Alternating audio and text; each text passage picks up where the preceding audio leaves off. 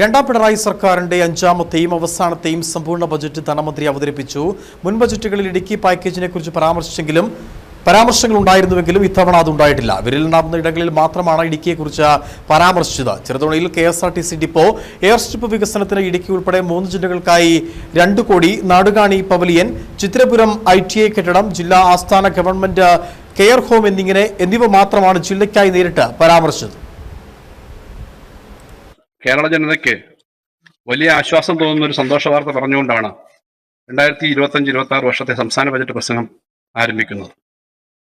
സമീപ വർഷങ്ങളിൽ സംസ്ഥാന സർക്കാരിനെ ബാധിച്ച രൂക്ഷമായ ധനഞ്ഞെരുക്കത്തിന്റെ തീക്ഷ്ണമായ ഘട്ടത്തെ കേരളം അതിജീവിച്ചിരിക്കുന്നു എന്നതാണ് ആ സന്തോഷ വാർത്ത. ധനഞ്ഞെരുക്കം രൂക്ഷമായ ഘട്ടത്തിലും വികസനക്ഷേമ പ്രവർത്തനങ്ങൾക്ക് കാര്യമായ മുടക്കം വരാതെ മുന്നോട്ട് കൊണ്ടുപോകാൻ കേരളത്തിന് കഴിഞ്ഞിട്ടുണ്ട്. ഇപ്പോൾ ധനഞ്ഞെരുക്കത്തിന്റെ തീക്ഷ്ണത ഗണ്യമായി കുറഞ്ഞു തുടങ്ങിയെന്ന് മാത്രമല്ല, വരും വർഷങ്ങളിൽ ഏറെ മെച്ചപ്പെട്ട ധനസ്ഥിതിയിലേക്ക് കാര്യങ്ങൾ പുരോഗമിക്കും എന്ന കാര്യവും വ്യക്തമായിരിക്കുകയാണ്. രണ്ടാം പിണറായി സർക്കാരിന്റെ അഞ്ചാമത്തെയും അവസാനത്തെയും സമ്പൂർണ്ണ ബജറ്റിൽ ടൂറിസം രംഗത്ത് വലിയ സംഭാവനകൾ നൽകുന്ന ജില്ലയായ ഇടുക്കിയെ വലിയ രീതിയിൽ അവഗണിച്ചുയരുന്ന ആദ്യ ആക്ഷേപം. ടൂറിസം മേഖലയിൽ സംസ്ഥാനത്ത് നടപ്പാക്കുന്ന പദ്ധതികളിൽ മാത്രമാണ് ജില്ലയെക്കുറിച്ച് പരാമർശിച്ചത്. ജില്ലയ്ക്ക് മാത്രമായി പ്രത്യേക പദ്ധതികൾ ഒന്നും തന്നെ ഇല്ല എങ്കിലും ഏക ആശ്വാസം സീപ്ലെയിൻ പദ്ധതി മാത്രമാണ്. കേരളത്തിൽ ടൂറിസം കണക്ടിവിറ്റി വർദ്ധിപ്പിക്കുന്നതിനായി കേന്ദ്ര പദ്ധതിയായ റീജിയണൽ കണക്ടിവിറ്റി സ്കീം ഉഡാൻ പ്രയോജനപ്പെടുത്തും. ഇതിന്റെ ഭാഗമായി സീപ്ലെയിൻ ടൂറിസം ഹെലിപോർട്ടുകൾ, ചെറിയ വിമാനത്താവളങ്ങൾ എന്നിവ വികസിപ്പിക്കാൻ പദ്ധതികൾ ആവിഷ്കരിക്കും. ഇതിനായി 20 കോടി രൂപ വകയിരുത്തുന്നു.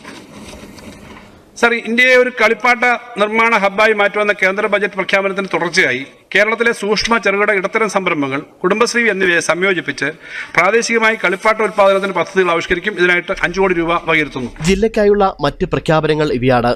ഇടുക്കി ജില്ലാ ആസ്ഥാനത്ത് ചെറുതോണിയിൽ KSRTC ഡിപ്പോ പ്രവർത്തനക്ഷമമാക്കി ബസ് സർവീസുകൾ ആരംഭിക്കുന്നതിന് 2 കോടി.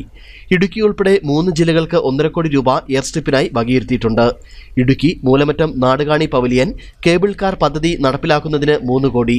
ചിത്രപുരത്ത് ITIക്ക് കെട്ടിടം നിർമ്മിക്കാൻ 2 കോടി രൂപ.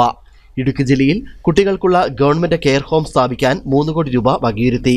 ഇതോടെ എല്ലാ ജില്ലകളിലും കുട്ടികളുടെ ഗവൺമെന്റ് കെയർ ഹോമുകൾ എന്ന ലക്ഷ്യം സാധ്യമാകും. കേരള ചലച്ചിത്ര വികസന കോർപ്പറേഷന് കീഴിൽ മൂന്നാറിൽ മൾട്ടിപ്ലക്സ് തിയേറ്റർ 3 കോടി. പട്ടിശ്ശേരി ഡാമിന്റെയും കനാൽ ശൃംഖലയുടെ പൂർത്തീകരണവും നടത്തുന്നതിന് 3 കോടിയും. താമസക്കാരില്ലാത്ത വീടുകൾ ഹോം സ്റ്റേയാക്കി മാറ്റുന്ന പുതിയ പദ്ധതി K ഹോംസ്. ഇതിനായി തെരഞ്ഞെടുത്ത ടൂറിസ്റ്റ് സ്ഥലങ്ങളിൽ മൂന്നാറിനെ ഉൾപ്പെടുത്തി. ഇതിനായി ആകെ 5 കോടി രൂപയും അനുവദിച്ചു.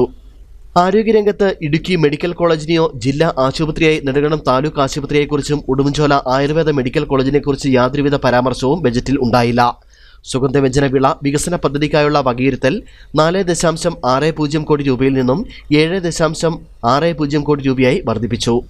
വനവും വന്യജീവി സംരക്ഷണവും എന്ന മേഖലയ്ക്കായി സംസ്ഥാനത്ത് 2025-26 സാമ്പത്തിക വർഷം ആകെ 305.61 കോടി രൂപ വകയിരുത്തി.